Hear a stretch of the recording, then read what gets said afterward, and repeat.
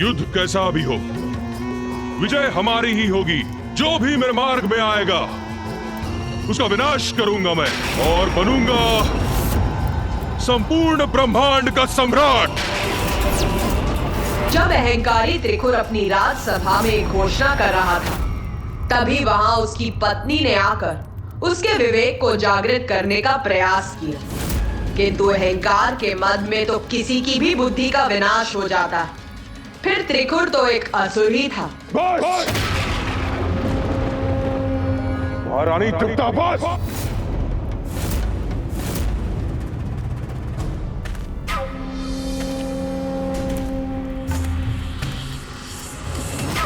अब केवल दो ही बातें संभव है। एक, आप मेरे साथ हैं। दो, आप मेरे विरुद्ध हैं। कहिए, क्या चुनेंगे आप? ब्रह्मांड विजय की अपनी अनुचित महत्वाकांक्षा में और चाटुकारों की चाटुकारिता में वो इतना डूब चुका था कि उसकी पत्नी द्वारा उसको सुपथ पर लाने का प्रयास विफल ही नहीं हुआ। उससे वो अहंकारी त्रिकुर और उत्तेजित हो उठा। बस, बहुत हुआ। जो भी है, जैसी भी है, मेरे प्रति निष्ठावान है। जबकि मेरी अपनी पत्नी उन त्रिदेवों के प्रति निष्ठा रखती है। और रही बात उन त्रिदेवों की, तो तुम देखती जाओ। ऐसा भवंडर उत्पन्न करूंगा कि उन त्रिदेवों को भी मुझे अपना प्रभु मानने के लिए विवश होना पड़ेगा।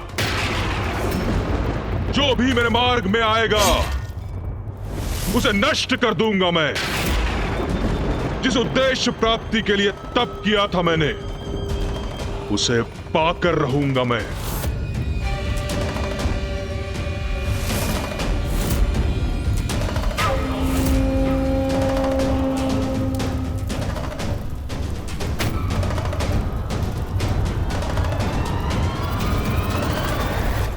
प्रभु, आपके यहाँ आने का क्या प्रयोजन है? नतमस्तक होंगे ये त्रिदेव मेरे सामने। उसी का उपाय करने आया हूं यहां।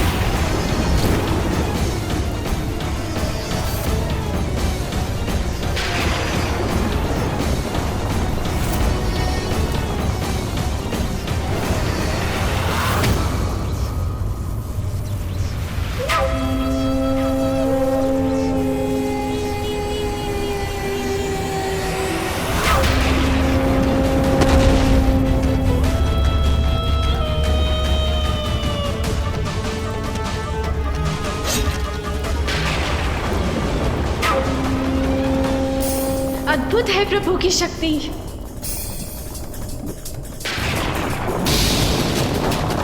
ऐसा प्रचंड वायु वेग, ऐसा भयंकर बवंडर, आश्चर्य। प्रभु, मैं कुछ समझी नहीं।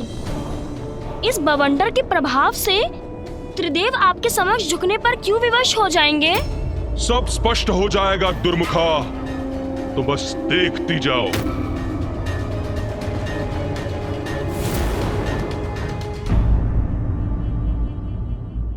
वो दुष्ट असुर अपने वरदान को शस्त्र बनाकर अपने समक्ष त्रिदेवों को विवश करना चाहता था। अवश्य दुस्साहस का उचित दंड भी प्राप्त हुआ ही होगा उस दुष्ट को। ब्रह्मदेव के वरदान की शक्ति से त्रिखुर द्वारा उत्पन्न वो बवंडर कोई साधारण बवंडर नहीं था। कुछ ही समय में वो अपने समीप सब कुछ निकल गया। विशाल पर्वतों के बाद उसका लक्ष्य अब उल्का पिंड बने।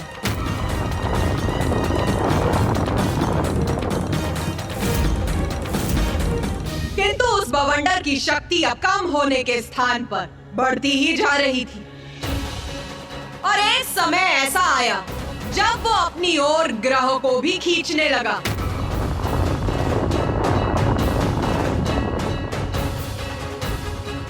यहां तक कि स्वर्गलोक भी उसके प्रभाव से अछूता नहीं रहा।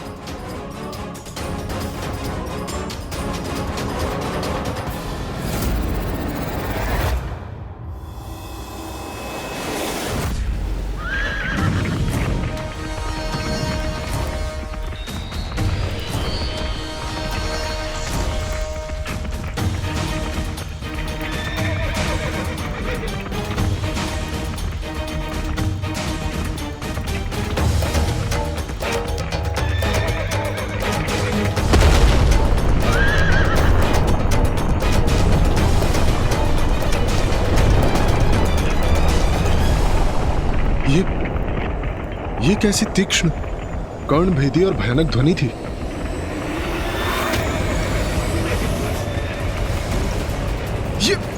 ये क्या हो रहा है? मेरा संतुलन क्यों बिगड़ रहा है?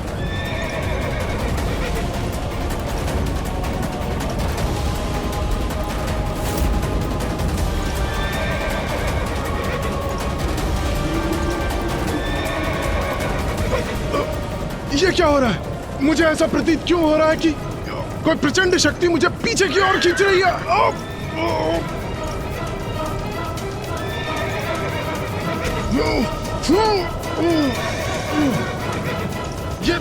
ये प्रचंड वायु प्रवाह का बवंडर कैसा है?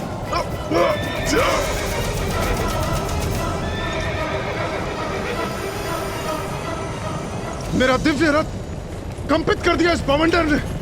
अश्वराज, संभालिए अपने आप को, संतुलन बनाए रखिए। मेरे अश्व व्याकुल हो रहे हैं, मेरे अश्व पीछे खींचे जा रहे हैं, किंतु मुझे इन्हें संभालना होगा, इन्हें पीछे जाने से रोकना होगा। संभालिए अपने आप को अश्वराज, संभालिए अपने आप को। आगे बढ़िए।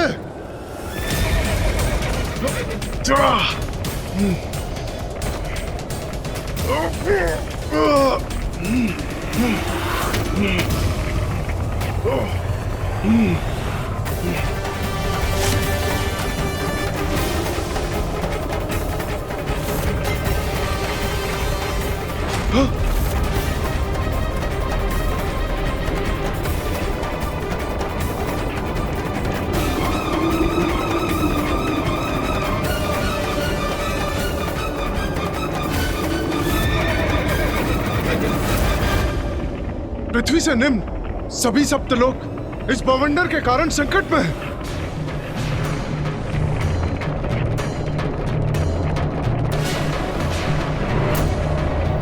इसके प्रभाव से सभी कंपित हो रहे हैं।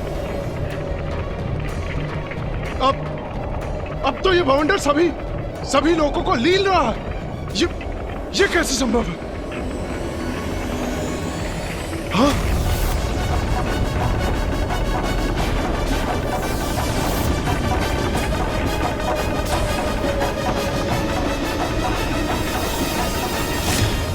कदाचित रसातल ही है इस बवंडर का स्रोत, किंतु ज्ञात नहीं इसे उत्पन्न किसने किया, क्यों किया।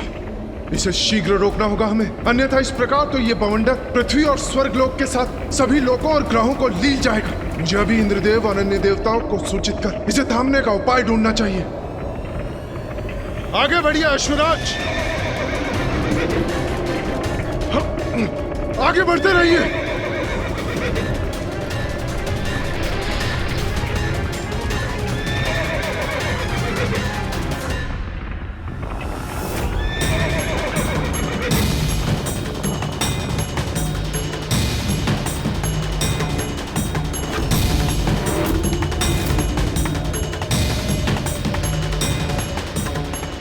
कैसी भयंकर ध्वनि है। जैसे वायु का तीव्र प्रभाव।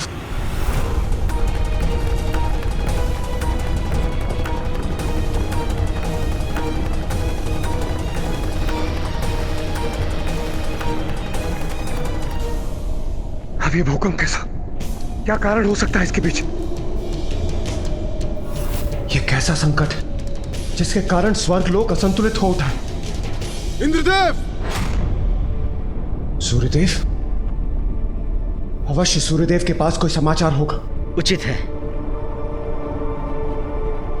इंद्रदेव, रसातल लोक में अवश्य ही कोई अनिष्टकारी शक्ति उत्पन्न हो रही है। आपसे पूर्व मैंने भी उसका अनुभव किया है। प्रातः जब मैं अपने लोक से निकल रहा था तो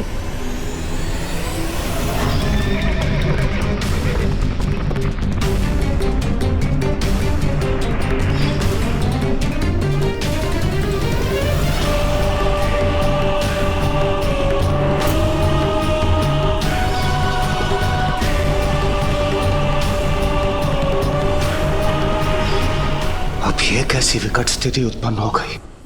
देवराज इंद्र को भली भांति ज्ञात हो गया कि स्थिति नियंत्रण से बाहर जा रही थी। कुछ ही समय में वो अदृश्य अनिष्टकारी शक्ति पृथ्वी, ग्रहों, सूर्य, चंद्र और स्वर्गलोक को भी निगलने वाली थी। तो इंद्रदेव ने अविलंब सृष्टि रचयिता ब्रह्मदेव जी के समक्ष प्रस्तुत होकर उनसे ही सहायता की गुहार लगाई। ब्रह्मदेव, हम उस बवंडर के स्रोत को ढूंढने रसातल भी जा सकते थे, किंतु उसका अनिष्टकारी प्रभाव इतनी शीघ्रता से बढ़ रहा था कि समय व्यर्थ किए बिना आपके समक्ष आना ही मैंने उचित समझा।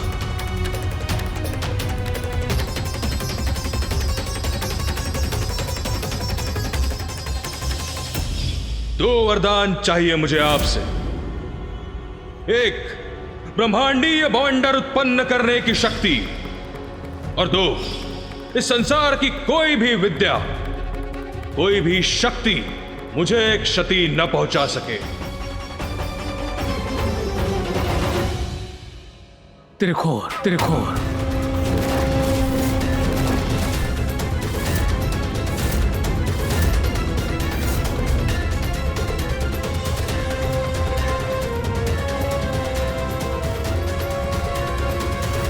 त्रिखुर? कौन है ये त्रिखुर ब्रह्मदेव? देवराज, असुर त्रिखुर मेरा परम भक्त है। उसने मुझे अपने कठोर तप से प्रसन्न कर ब्रह्मांडीय बवंडर उत्पन्न करने की शक्ति प्राप्त की है। ब्रह्मदेव, आपके दिए वरदान से वो दुष्ट असुर ऐसा बवंडर उत्पन्न कर रहा है कि जिसे रोका ना गया तो समस्त सृष्टि नष्ट हो जाएगी। देवराज, मैं स्वयं उसे समझाऊंगा कि वो सर्वथा अनुचित कर रहा है। मुझे पूर्ण विश्वास है वो मेरे आदेश का सम्मान अवश्य करेगा। ब्रह्मदेव, यदि अनुमति हो तो हम सब भी आपके साथ चलें? नहीं देवराज, यदि आप सब लोग मेरे साथ जाएंगे तो हो सकता है कि वो इसे अपने विरुद्ध एक चुनौती समझकर उत्तेजित हो जाए। आप चिंता ना करें, मेरा परम भक्त है वो। मेरे आदेश को कदापि नहीं ठुकराएगा, अवश्य रोकेगा इस बवंडर को वो, और समस्त लोगों एवं ग्रहों को इस संकट से मुक्त करेगा। प्रणाम ब्रह्मदेव।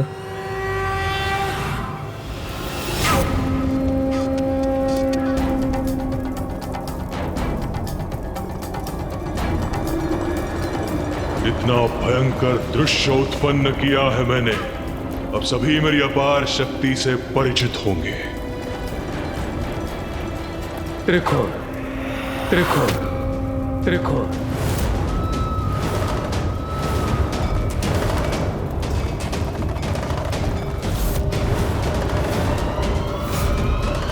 ब्रह्मदेव यहाँ?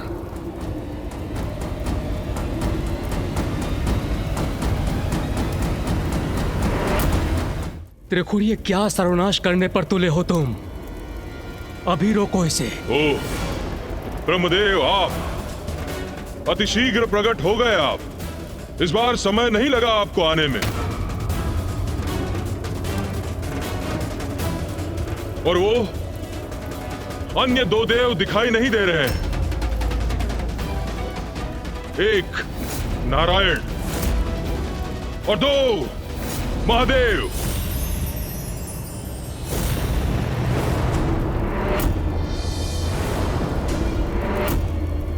आइए ब्रह्मदेव, उन दोनों को भी बुला लीजिए। एक अत्यंत महत्वपूर्ण घोषणा करनी है मुझे आपके समक्ष। त्रिकुर, मैंने तुम्हें वरदान इसलिए दिया था कि तुम कुछ हित कर सको, किंतु भूल की मैंने। ये भूल कर कि अंततः तुम हो तो एक असुर ही।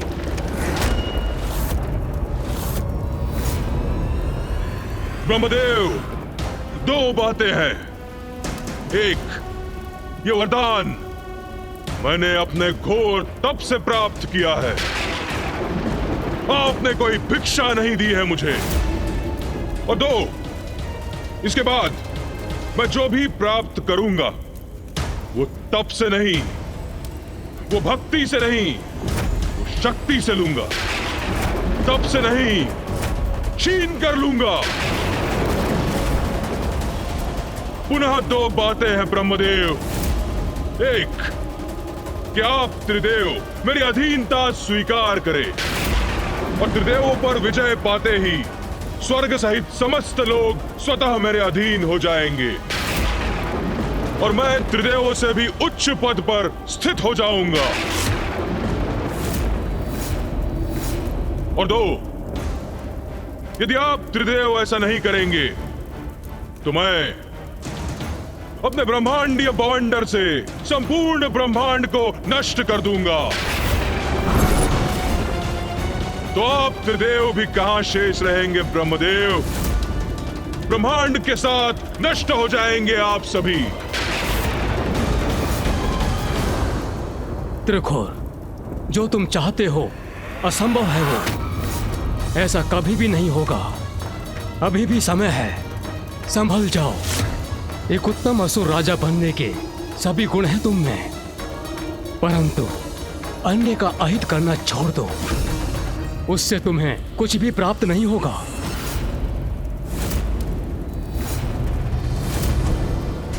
देखिए ना स्वामी, संकट में आए तो कितनी शीघ्र आकर कैसे उपदेश दे रहे हैं ब्रह्मदेव आपको। जब आप कठिन तपस्या कर कितने कष्ट सह रहे थे, तब कितना अधिक समय लगाया था इन्होंने प्रकट होने में, जिसके साक्षी तो हम भी हैं ना प्रभु।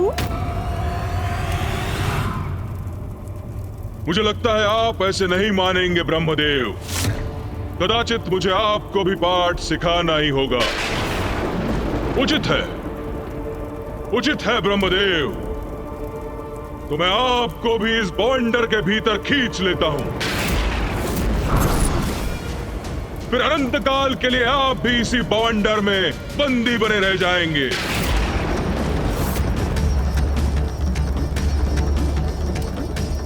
ये दुष्ट मेरा सुझाव स्वीकार करने के स्थान पर मुझसे उद्दंडता कर रहा है।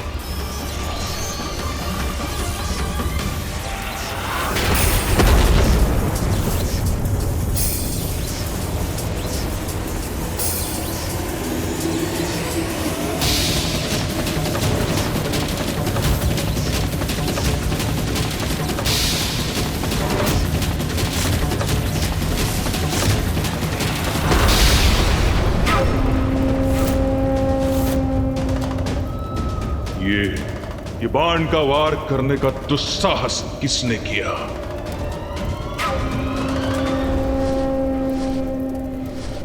आकाश मार्ग से ये कौन आ रहा है यहां?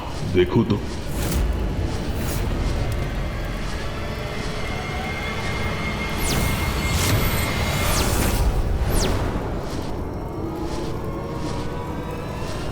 नारायण,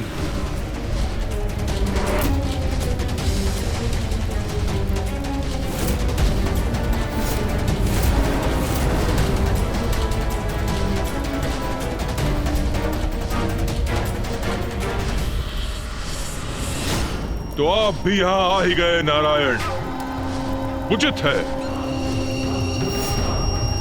आपका यहां आगमन भी उचित ही है। अब केवल उस महादेव की प्रतीक्षा है। वो एक बार आ जाए, उसके पश्चात आप तीनों एक साथ नमन करना मुझे। तत्पश्चात आपके सभी अपराध क्षमा कर दूंगा मैं। मूर्ख असुर, जिन ब्रह्मदेव ने तुझे वरदान दिया, जिनके बल पर तू सृष्टि पर विजय पाने चला था, उन्हीं पर प्रहार कर दिया। दो बातें हैं नारायण। एक, मैं असुरराज त्रिखुर हूं,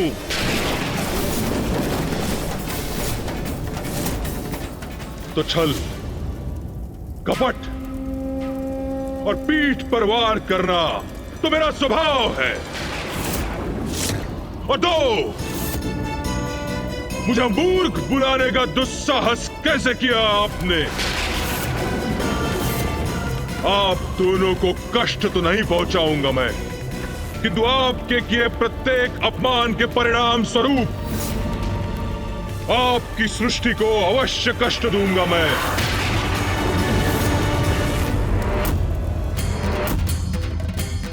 तो क्या पिताश्री वहाँ आए मामा जी और फूफा जी को बचाने के लिए?